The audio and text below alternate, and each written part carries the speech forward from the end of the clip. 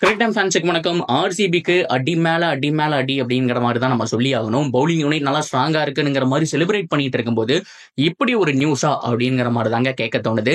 ஹேசல்வுட்டுக்கு மறுபடியும் அந்த injury update அப்படிங்கிறது ரொம்ப மோசமா போயிட்டு இருக்கு. இன்னொரு 2 மாதங்களுக்கு மேல ஆகணுங்கிற மாதிரி சொல்லியிருக்காங்க. என்ன ஏது அப்படிங்கிறத பார்க்கலாம். அதுக்கு முன்னாடி ஃபர்ஸ்ட் டைம் சேனல் வரீங்கன்னா மறக்காம சப்ஸ்கிரைப் பண்ணி சப்போர்ட் பண்ணுங்க. அப்பதான் அப்டேட் எல்லாமே எங்களை வந்து சேரும். சரி வாங்க வீடியோக்குள்ள போலாம்.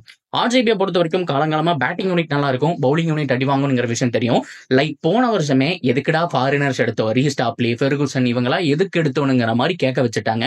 அந்த அளவுக்கு ஃபாரின் பவுலர் சிறப்பா பண்ணல. அதனாலதான் பேட்டிங்ல மேக்ஸ்வெல், வில் ஜாக்ஸ், ஸோ அது மட்டும் இல்லாம இருக்கக்கூடிய ஆட்கள்லாம் எடுத்து வச்சுட்டு பவுலிங் யூனிட்டை ஃபுல் அண்ட் ஃபுல் இந்தியன் லைனப்புக்கே விட்டுட்டாங்கன்னு சொல்லி ஆகணும்.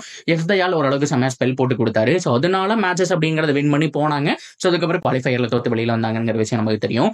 இந்த தடவை அதெல்லாம் இருக்கக்கூடாதுங்கிறதுனாலதான் இந்தியன் லைனப்பை பொறுத்த வரைக்கும் டீசென்டான ஒரு பவுலர் எஸ் தயால், கன் பவுலர் புவனேஸ்வர் குமார்ங்கிற மாதிரி 2 பேர் வச்சுட்டாங்க. இவங்க கிட்ட இருந்து 8 ஓவர் நல்லா சொலையா வந்துடும். ஸோ இது போக அந்த 4 ஓவர் சூப்பரா போடக்கூடிய ஒரு ஆள் ரொம்ப முக்கியம். டெத் ஓவர்ஸ்ல நல்லா போடணும் அப்படின்னா ஹேஸ்லுட் நல்லா கன் பவுலர் எடுத்து வச்சிருந்தாங்க. இப்போ அவருக்கு இன்ஜுரி. டிசம்பர் 17ஆம் தேதி இந்தியா கூட விளையாடக்கூடிய அந்த டெஸ்ட் சீரிஸ்ல பார்த்தோம் அப்படின்னா ஹேஸ்லுட் இந்த மாதிரி வெளியில போறாரு அப்படிங்கிற மாதிரி ஒரு நியூஸ் வந்தது. ஸோ அவருக்கு பதிலாக ஸ்காட் பாலண்ட் அப்படிங்கிறவர் வந்துட்டு ரிப்ளேஸ் பண்ணாரு. அதுல மாற்றமே கிடையாது. ஸோ சூப்பராகவும் போட்டு டெஸ்ட் சீரிஸ் வின் பண்ணி கொடுத்தாரு. அதுக்கப்புறம் என்னப்பா ஹேஸ்லுட் எப்படி இருந்தாலும் டிசம்பர் 17 இன்ஜுரியா இருக்காரா, ஒரு 2 வாரம் தானே, ஜான்வரியில திரும்பி வந்துருவாருன்னு பார்த்தா இப்போ அவருக்கு அந்த இன்ஜுரி அப்படிங்கிறது ரொம்ப மோசமா இருக்கு. ஸோ அதனால கிட்டத்தட்ட 2 மாசம் ஓய்வு அப்படிங்கிறது தேவைப்படுது. ஸோ இந்த மாசம் கடைசியில வர ஸ்ரீலங்கா டூர்லயே அவர் பார்த்தோம் அப்படின்னா ஸ்குவாட்ல இல்ல, அவரும் இல்ல, அண்ட் பேட் கமிங்ஸும் பார்த்தோம் அப்படின்னா அப்கமிங் டோர்னமெண்ட்லயும் இருக்க மாட்டாரு அப்படிங்கிற மாதிரி அப்டேட் வந்திருக்கு. ஏன்னா ஹேஸ்லுட்டை பொறுத்த வரைக்கும் ஆல்ரெடி இன்ஜுரி, அது மோசமா போயிடக்கூடாது அப்படிங்கறதுனாலதான் ட்ரீட்மெண்ட் போயிருக்காரு. ஸோ 2 மந்த் சொலையா பிப்ரவரியோட எண்டு வரைக்கும் நிற்கணுங்கிறதுலயும் மாற்றம் இல்லை. அப்படி பார்க்கும்போது ஜனவரி 29ஆம் தேதி நடக்கக்கூடிய ஸ்ரீலங்காவுடைய டூர்லையும் இருக்க மாட்டாரு. செகண்ட் மேட்ச்லையும் பார்த்தோம் அப்படின்னா பிப்ரவரி 5 இல்ல 6க்கு மேல தொடங்கும். ஸோ 9ஆம் தேதி வரைக்கும் நடக்குதுன்னு நினைக்கிறேன். அப்பவும் இருக்க மாட்டாரு. பிப்ரவரி 15 வரைக்குமே அவர் இல்லை. அப்படி பார்க்கும்போது சாம்பியன்ஸ் ஆஃப்லயும் அவர் இருப்பாராங்கிறது கேள்விக்குறி. ஸோ அவருடைய கெரியர்ல கிட்டத்தட்ட முக்கியமான 3 மாசம் சாம்பியன்ஸ் ஆஃப், இந்த ஸ்ரீலங்கன் டூரு, ஸோ அதுக்கப்புறம் ரொம்ப முக்கியமா ஐபிஎல், ஸோ அதுக்கப்புறம் ஜூன்ல வந்துட்டு வேர்ல்ட் டெஸ்ட் சாம்பியன்ஷிப் அப்படிங்கிற மாதிரி இவ்வளவு இருக்கு. ஆனா இன்ஜுரி இன்னும் 2 மாசத்துக்கு அப்புறம் தான் சரியாகும். ஸோ அப்படி பார்க்கும்போது ஸோ நீங்க சாம்பியன்ஸ் ஆஃப் இதெல்லாமே ஒதுக்கி வச்சுட்டு பார்த்தோம் அப்படின்னா ஐபிஎலுக்காவது வருவாரான்னு கேட்டா அதுவும் ஒரு டவுட் தான். வந்தாலுமே 2 வாரங்கள் பக்கம் ரெஸ்ட் செய்யப்படுவார். அவர் இல்லாம ஆர்சிபியோட பவுலிங் யூனிட் கொஞ்சம் மோசமா தான் இருக்கும் அப்படிங்கிற மாதிரி நான் நினைக்கிறேன்.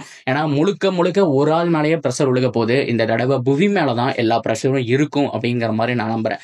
சரி ஓகே, இவருக்கு பதிலாக போடக்கூடிய ஆள் டீம்ல யார் இருக்கு அப்படின்னா நுவான் துஷாரா. அவரை பொறுத்த வரைக்கும் பார்த்தோம் அப்படின்னா சான்ஸ் கிடைக்கும். கன் பவுலர் தான். ஆனா ரொம்ப மோசமான இன்னொரு விஷயம் என்ன அப்படின்னா அவரையும் நம்ம ஸ்ட்ரெயின் பண்ண வைக்க முடியாது. ஏன்னா அவர் எந்த மாதிரி ஆள்னா தீபக் சகர் மாதிரியான ஆள் தான், லைக் ஒரு ஹேசல்வுட் மாதிரியான ஆள் தான். பவுலிங்ல சொல்லிங்க, நான் சொல்றது இன்ஜுரியில. அவரும் எக்கச்சக்க தடவை வந்துட்டு கை காலெல்லாம் உடைச்சிருக்காரு. ஏகப்பட்ட இன்ஜுரி கன்சர்ன் காரணமா தான் ஸ்ரீலங்கன் டீம்ல பல மேட்சஸ் இடம் கிடைக்காம போயிருக்கு. ஸோ பத்திரானா இன்ஜுரி இல்லாம நீட்டா விளையாட கத்துக்கிட்டாரு. லிமிடெட் ஃபார்மேட் மட்டுமே விளையாண்டுருக்காரு. ஆனா இவருடைய ஆக்ஷன், அதாவது பத்திரானாவாகட்டும், மலிங்கா ஆகட்டும், அண்ட் நுவான் துஷாரா, இவங்களுடைய ஆக்ஷன் எல்லாம் பார்த்தோம் அப்படின்னா சீக்கிரமாவே இந்த ஷோல்டர் இன்ஜுரி அப்படிங்கிறது வரும். ஆங்கிள் அப்படிங்கிற இன்ஜுரியும் சீக்கிரமா வரும் ஸ்ட்ரெயின் பண்ணி போடுறதுனால. ஸோ இந்த மாதிரி ஏகப்பட்ட இன்ஜுரிஸ் வந்துட்டு திஸ் கைண்ட் ஆஃப் ஃபாஸ்ட் பவுலர்ஸுக்கு வந்துட்டு வரும்ங்கிறதெல்லாம் மாற்றம் கிடையாது. ஸோ நுவான் துஷாராவையும் ஓவரா ஸ்ட்ரெயின் பண்ண முடியாது. ஸோ அப்படி பார்க்கும்போது பேக்கப்புக்கு மறுபடியும் லுங்கி எங்கிட்டு தான் இருக்காங்க. ஸோ ஆர்சிபியை பொறுத்த வரைக்கும் நச்சுன்னு ஒருத்தரை மறுபடியும் கண்டுபிடிச்சே ஆகணுங்க.